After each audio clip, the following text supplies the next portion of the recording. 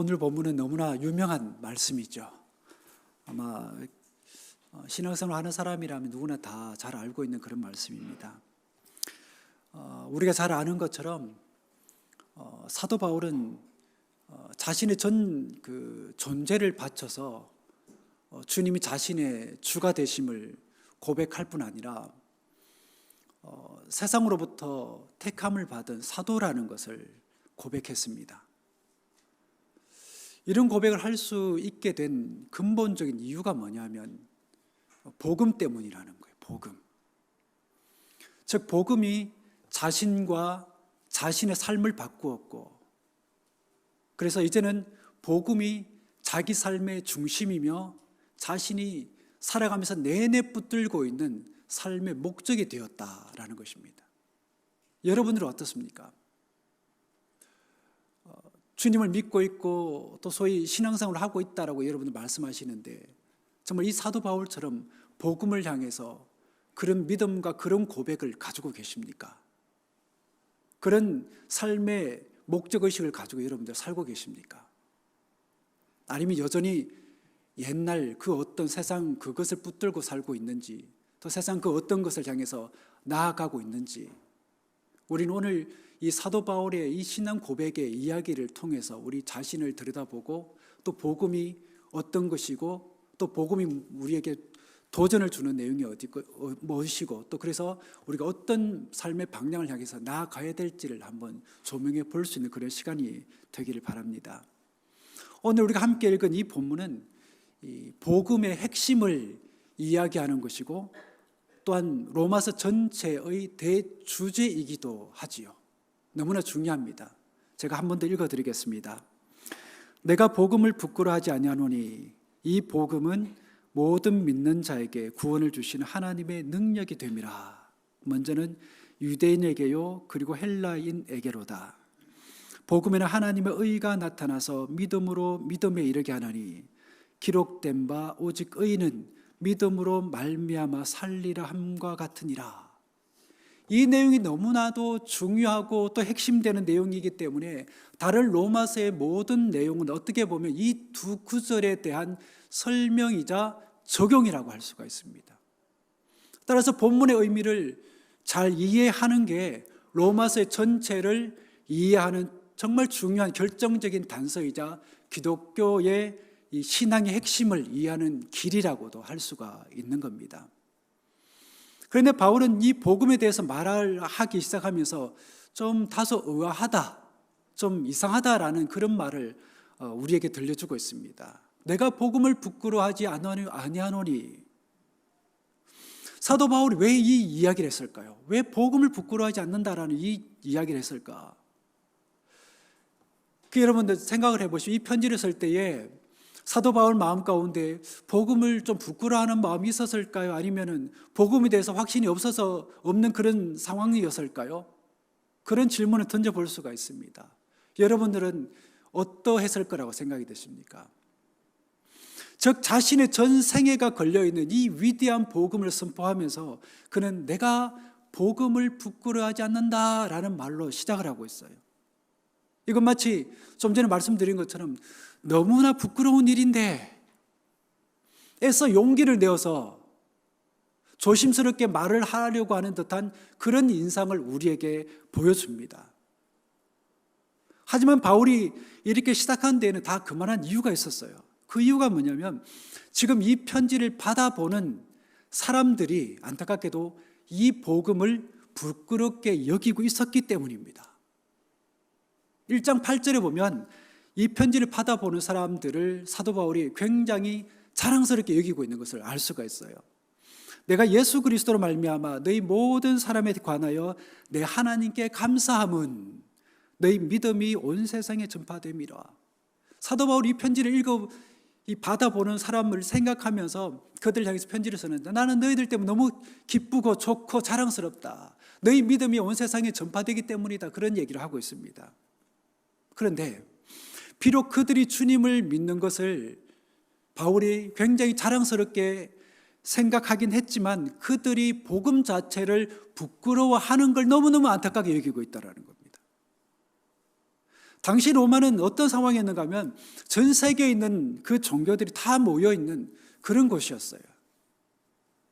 그러니까 페르시아의 종교, 과거 제제국이었던 이 페르시아의 종교, 그리고 이집트 종교, 그리고 바벨론의 종교, 그 외에도 인도에 있던 그 여러 종교들이 그냥 이 로마에 들어와가지고 각축전을 벌이고 있는 그런 상황이었습니다. 게다가 그 종교들을 그 종교의 면면들을 여러분 살펴보면 정말 대제국의 이 종교들이었어요. 그러니 그 종교를 믿는 사람들은 어떤 마음이 들었을까요? 야, 나는 정말 이처럼 위대하고 거대한 제국의 사람들이 믿었던 그 종교를 믿으니까 굉장히 자긍심이 엄청났을 뿐만 아니라 그래서 최대한 어렵고 난해하게 자신이 믿는 그 종교를 철학적으로 설명하려고 노력했습니다.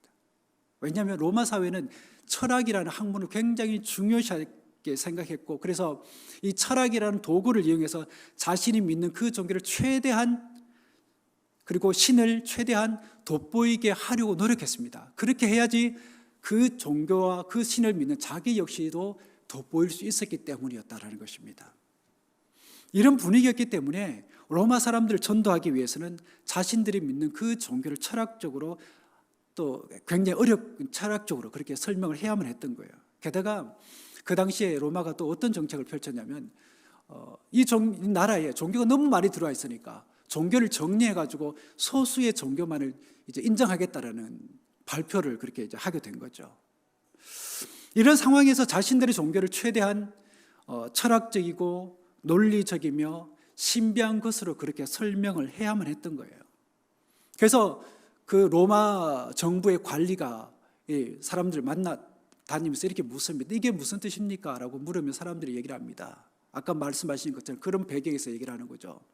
우리 종교는 워낙 심오하고 워낙 깊기 때문에 처음에는 도무지 이해할 수 없습니다. 그리고 신앙이 깊어진다 하더라도 너무 깊은 그런 진리를 가지고 있기 때문에 다 이해하기도 어렵습니다. 이런 얘기를 합니다.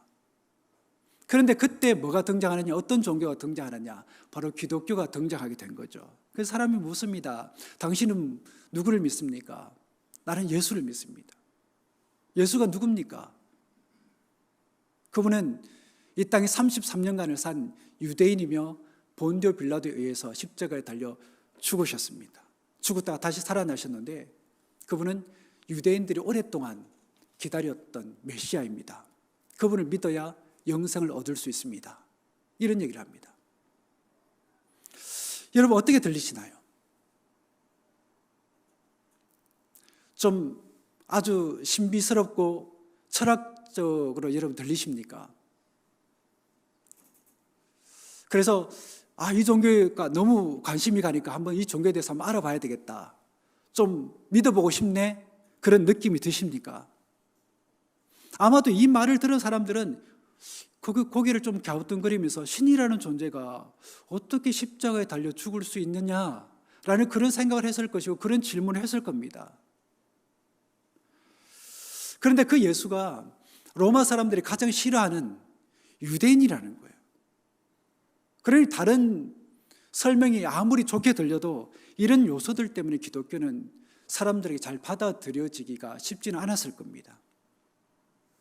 그러니까 모든 사람들이 철학적이어야 하고 신비적이어야 한다는 말을 하는 그런 상황에서 기독교는 오히려 어떻습니까? 그 반대의 길을 가는 거예요. 덜 철학적이고 덜 신비적인 것으로 이해가 되었던 거예요. 그리고 복음은 여러분 우리가 아는 것처럼 너무 단순하잖아요. 복음은 너무나 단순하게 주님을 믿는 사람들이 부끄러운 마음을 가졌던 겁니다. 다른 종교에 비해서. 다른 종교는 어떻게든 철학적으로 얘기하고 논리적으로 얘기하고 신비적으로 얘기하고 사람들이 잘 이해하지 못하는 굉장히 심오한 종교처럼 이렇게 포장을 만들었는데 기독교는 굉장히 단순하게 얘기를 하니까 그냥 인간적인 측면에서 비교를 그렇게 하면서 좀 부끄러운 마음을 그렇게 가지게 되는 겁니다. 비록 주님을 믿고 하나님의 그 능력을 경험하며 성령을 체험하면서도 그들의 복음의 단순성으로 인해서 부끄러운 그런 마음을 가졌던 거예요. 어쩌면 이런 이유 때문에 사도 바울이 이 로마서를 기록했을지도 모르겠습니다. 이 뉴질랜드는 그런 분위기가 아니지만 한국만 해도 어떤 분위기가 있는가 하면 자기가 하는 그 직업이 자기 적성에 맞고 그래서 굉장히 열심히 일을 함에도 불구하고 자기가 하는 그 일에 대해서 자랑스러워하기보다는 좀 부끄러워하는 그런 경우들이 있습니다. 그건 여러분들 그 사람의 문제라기보다는 뭐가 문제입니까? 그 사람이 속한 그 사회 분위기가 그렇기 때문에 그 사람이 그런 마음을 가지게 되는 겁니다. 그래서 부모들이 정말 내놓으라는 변호사 되고 의사 되고 뭐 판검사 되고 막 이런 것들만 자꾸 이제 자식들에게 강조하고 그 길을 갈 수 있도록 계속 뒤에서 물량 공세를 그렇게 이제 해대는 거죠. 마찬가지로 로마 사회 분위기가 그랬기 때문에 그들 역시 부끄러운 마음을 가졌던 거예요. 바울은 그들의 그런 마음을 알았기 때문에 복음에 대해서 말하면서 이렇게 시작한 겁니다. 나는 복음을 부끄러워하지 않습니다. 이 복음은 모든 믿는 자에게 구원을 주는 하나님의 능력입니다. 첫째는 유대인에게, 두 번째는 헬라인에게 이렇게 얘기를 합니다. 바울이 말하고 있는 이 말 속에 복음의 핵심이 다 드러나 있어요. 복음은 유대인뿐만 아니라 헬라인도, 배운 사람뿐 아니라 배우지 못한 사람도, 가진 사람뿐 아니라 가지지 못한 사람도, 주인뿐 아니라 종도, 남자뿐 아니라 여자도, 다시 말해서 복음은 모든 생명을 위한 하나님의 크나큰 역사라는 것입니다. 그러기에 복음은 생명을 경시하고 그 생명을 차별하는 그 모든 것들을 거부하는 동시에 생명을 생명으로 대하는 거예요. 그러기에 이 복음의 정신을 소유한 사람은 결코 사람을 어떤 등급으로 나누지 않습니다. 즉 사람을 어떤 인간적인 기준을 가지고 차별하지 않는다라는 거예요. 그게 뭐 지식이 되었든 물질이 되었든 신앙이 되었든 간에 사람을 결코 차별하지 않습니다. 한국에 복음이 처음 들어왔을 때 조선시대를 여러분도 한번 생각을 해보십시오. 조선시대 때는 얼마나 차별이 많았는지 모릅니다. 신분이 차가 있었고 또 여러 가지 차별이 있었죠. 그 조선에 복음이 들어오자 그동안 공공연하게 행해져 오던 차별이 하나씩 사라지기 시작했어요. 이게 바로 복음의 역사라는 겁니다. 그중 가장 놀라운 사건 중 하나가 뭐냐면 누구든지 배울 수 있는 권리가 주어졌다는 것입니다. 그 당시 여러분들 가장 그 차별이 심했던 곳이 어디냐면 학교라고 할 수 있어요. 그래서 여러분들 종들은 학교에 다니지도 못하고 글을 배우지 못하는 그런 상황, 글을 배우는 게 허락이 되지 않은 그런 시대였습니다. 그렇기 때문에 이 학교라는 것은 양반들에게 있어서 최고의 무기였던 겁니다. 왜냐하면 교육이 사람을 차별하는 핵심적인 역할을 했기 때문이죠. 오늘날에도 한국 사람들이 교육에 그토록 목을 매는 이유가 바로 여기에 있다고 할 수가 있습니다. 물론 한국 사람들의 교육률이 높은 이유도 있겠지만 그중 한 가지 분명한 게 뭐냐면 차별이라는 겁니다. 차별이 너무도 싫고 너무도 고통스럽다라는 거예요. 그래서 우리 부모들은 어떻습니까? 너는 나와 같이 살지 않았으면 좋겠다. 내가 겪었던 고통, 내가 받았던 그 서러움을 너는 똑같이 살지 않았으면 좋겠다.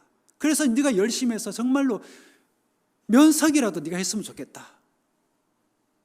그래서 배움에 대해서 부모님들이 얼마나 강조를 했는지 모릅니다. 그게 부모님이 그렇게 열을 올린 거예요. 그런데 여러분 복음이 사회에 이제 들어오면서 그 사회가 달라지기 시작하는 거죠. 그전에 종이 학교에 가지 못했고 여자가 학교에 가지 못했는데 이제는 복음으로 말미암아 종이 학교에 갈 수 있는 상황이 됐습니다. 여자도 학교에 다니기 시작한 거예요. 우리가 잘 아는 이화여대라는 여자 대학교가 있지 않습니까?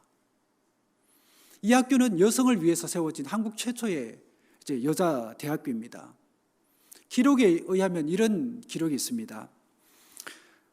우리 학교 사업은 이 새로 지은 학교로 옮겨오기 6달 전에 스크랜튼 박사의 집에서 시작이 되었다. 처음 시작할 때는 학생이 단 한 사람뿐이었다. 그 학생은 어떤 정부 관리의 첩이었는데 그 남편은 자기 첩이 영어를 배워 훗날에 왕비의 통역사가 되기를 바랬다. 그 여자는 우리와 약 석 달 동안만 같이 지냈다. 제일 먼저 재학생으로 입학한 생도는 김성녀보다 한 달 늦은 1886년 6월에 왔다. 두 번째로 들어온 학생도는 조그마한 어린 거지였다. 여러분, 그 학교에 처음에 들어온 학생이 어떤 사람이었다고요? 관리의 첩이었다고 얘기합니다. 관리의 첩. 그렇다면 두 번째 들어온 학생은 어떤 사람이었다고요? 어린 거지였습니다. 지금은 모든 사람들이 아는 학교가 되었지만 그 시작은 너무나 그렇게 미약했고 너무나 보잘것없고 그렇게 시작이 되었습니다. 이렇게 시작한 학교이기에 이 학교를 졸업한 사람들이 여러분 부끄러워해야 될까요? 그렇지 않습니다. 왜냐하면 사회에 깊이 뿌리 내린 그 차별을 없앤 첫 번째 대학교이기 때문에 오히려 긍지를 가져야 되죠. 이게 바로 복음의 역사이고 복음은 생명을 가장 존귀하게 여기는 하나님의 역사라는 것입니다. 그렇다면 어떤 근거로 차별하지 말아야 될까요? 바울은 그 이유에 대해서 1장 6절에서 이렇게 얘기를 합니다. 너희도 그들 중에서 예수 그리스도의 것으로 부르심을 받은 자니라 이렇게 얘기를 합니다. 예수를 믿기 전과 믿기 후에 대한 얘기를 하고 있는 거예요. 지금은 너희들이 예수님으로부터 부름을 받아서 예수의 것이 되었고 거룩한 사람들이 되었지만 그전에는 너희도 예수를 모르는 죽음의 존재였고 가치 없는 존재였고 뭐 그런 존재였다라는 겁니다. 그런데 하나님의 부르심으로 말미암아 너희는 하나님의 것이 되었다라는 겁니다. 다시 말해 이 말은 어떤 차별도 멀리하라는 겁니다. 그렇습니다. 여러분들, 우리는 하나님의 부르심이 얼마나 영광스럽고 또 존귀한지를 우리는 알아야 됩니다.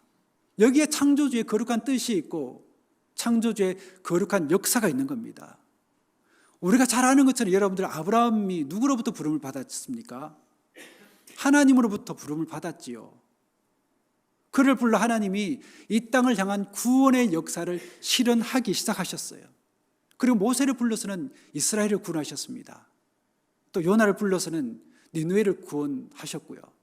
또한 제자들을 불러서는 주님이 그 제자들로 하여금 하나님의 구원 사역을 감당하게 하셨습니다. 그런가 하면 바울을 통해서는 이방인들을 구원하기 시작했지요. 이게 바로 하나님의 부르심입니다. 이렇게 쓰임받은 그들이었기 때문에 그들 모두는 하나님의 영광스러운 종들이었고 거룩한 사명을 맡은 종들이었던 거예요. 그들을 통해서 우리가 분명히 깨닫게 되는 게 뭡니까? 하나님의 부르심에는 여러분들 뭐가 있을까요? 하나님이 부르시면 그 속에는 뭐가 있을까요, 여러분들? 하나님의 뜻이 담겨 있고 하나님의 계획이 담겨 있습니다. 또한 하나님 그 자체가 담겨져 있어요. 마찬가지로 주님을 믿는 우리 속에 여러분들 뭐가 담겨져 있을까요? 하나님이 담겨져 있고 하나님의 뜻이 담겨 있기에 우리는 감히 그 어떤 인간적인 조건을 내세우면서 서로를 차별할 수가 없는 겁니다. 그렇습니다. 주님을 믿는 사람은 하나님의 부르심을 받은 사람들이에요. 그들을 통해 하나님은 이 땅 가운데 하나님의 뜻을 이루실 것이고 또 그들을 통해 이 땅을 다시금 하나님의 나라로 만들어 가실 것입니다. 그런가 하면 우리는 오늘 본문에서 굉장히 엄청난 선포를 접하게 되는데 바로 바울이 복음을 부끄러워하지 않을 수밖에 없는 그 이유에 대해서 이렇게 선포하고 있습니다. 이 복음은 모든 믿는 자에게 구원을 주신 하나님의 능력이 됨이라. 복음을 부끄러워하지 않을 수밖에 없는 이유는 그 복음 안에 뭐가 들어있다고요? 하나님의 능력, 구원을 일으키신 하나님의 능력이 있기 때문에 어떻게 이 복음을 우리가 부끄러워할 수 있느냐라고 그렇게 외치고 있는 겁니다. 저 기독교가 말하는 구원이 누구로부터 비롯된 거라고요? 하나님으로부터, 하나님의 능력으로 비롯된 거라고 그렇게 얘기를 하고 있습니다. 다시 말해서 우리가 구원받은 건 하나님의 능력에 의해서인 것이지 사람의 능력에 의한 게 아니다라는 것입니다. 그리고 이 구원은 모든 사람이 공통적으로 강구하고 있는 겁니다. 즉 모든 종교와 철학이 이 구원과 관계가 되어져 있다는 것. 하지만 구원에 대한 이해는 각자가 달라요. 그럼에도 불구하고 구원을 향한 갈망은 공통적인 현상이라고 할 수가 있는 거죠. 모든 종교에서 있는 사람들도 다 구원받기를 원합니다. 죽음을 극복하고 그래서 비록 이 땅 가운데서는 뭐 힘든 순간들도 있고 고통의 순간들도 절망이 있지만 내가 죽고 나서는 정말 그런 슬픔도 그리고 죽음도 고통도 없는 낙원에서 살고 싶어하는 사람들의 그런 욕망들이 다 있습니다. 죽음 이후의 삶도 그렇지만 이 땅 가운데 살아가는 삶의 현장 가운데서도 구원에 대한 또 해방에 대한 그런 열망하는 마음들이 사람들 마음 가운데 다 있다라는 것입니다. 그런데 구원에 있어서 늘 논쟁이 되고 문제가 되는 게 있습니다. 그게 뭐냐면 어떻게 구원받느냐라는 겁니다. 어떻게. 이 어떻게라는 방법론에서 모든 종교가 갈라진다고 볼 수가 있는 겁니다. 다시 말해서 어떤 종교는 지식을 통해서 구원을 받을 수 있다고 말하고 어떤 종교는 의지와 노력을 통해서 구원을 받을 수 있다고 말합니다. 또 어떤 종교는 율법을 통해서 또 어떤 종교는 도덕을 통해서 구원을 받을 수 있다라고 얘기를 합니다. 더 구체적으로 말하자면 유대교에서는 뭐를 얘기를 합니까? 율법을 지켜야 구원을 받을 수 있다고 그렇게 믿고 있고 유교는 도덕을 통해서 구원을 받을 수 있다고 믿고 있으며 또 불교는 어떻습니까? 사람의 의지와 노력을 통해서 구원을 받을 수 있다고 그렇게 믿고 있습니다. 그런가 하면 현대과학은 어떻습니까? 현대과학은 사람의 이성을 굉장히 강조하죠. 사람의 이성을 통해서 구원을 받을 수 있다고 믿고 있고 또 현대사회는 기술을 얘기를 합니다. 무한한 기술이 발전될 거다. 그 기술을 통해서 사람들이 구원을 받을 수 있게 될 거다라고 그렇게 믿고 있습니다. 이 모든 것들의 여러분 공통점이 무엇입니까? 바로 사람의 능력을 얘기를 합니다. 사람의 능력을 사용한다는 거예요. 그래도 오늘 본문을 통해 사도 바울 우리에게 얘기를 해주고 있는 건 뭡니까? 이에 대해서 정면으로 정말 이렇게 선포합니다. 사람의 구원은 하나님의 능력에서 비롯되는 거라고 그렇게 얘기를 하고 있습니다. 이 말은 사람의 모든 노력은 그것이 어떤 모양을 하고 있든지 간에 거짓이라는 거예요. 율법을 통한 구원도, 도덕을 통한 구원도, 의지를 통한 구원도, 기술을 통한 구원도, 그리고 지식을 통한 구원도 다 거짓이라는 거예요. 왜? 사람의 모든 노력을 의지하고 있기 때문에. 하나님께서 만들어 놓으신 그 길이 아니라, 하나님께서 우리에게 펼쳐 놓으신 그 복음의 길이 아니라 사람에게 무한 능력이 있다고 얘기하면서 사람이 만들어가는 그 노력과 그 길을 가면 구원을 받을 수 있다고 얘기하니까 하나님께서 제시한 그 길과는 완전히 정반대의 길일 수밖에 없는 거죠. 세상은 그 길을 가라고 얘기를 합니다. 하지만 주님께서 우리에게 다른 길을 가라고 얘기를 하고 있습니다. 물론 여러분들 이러한 사람의 노력이 다 쓸모없다거나 이를 완전히 우리가 무시하는 건 아니에요. 하지만 구원은 어떤 겁니까? 구원은 사람의 그 능력과 사람의 노력을 뛰어넘는 겁니다. 차원이 다른 거예요.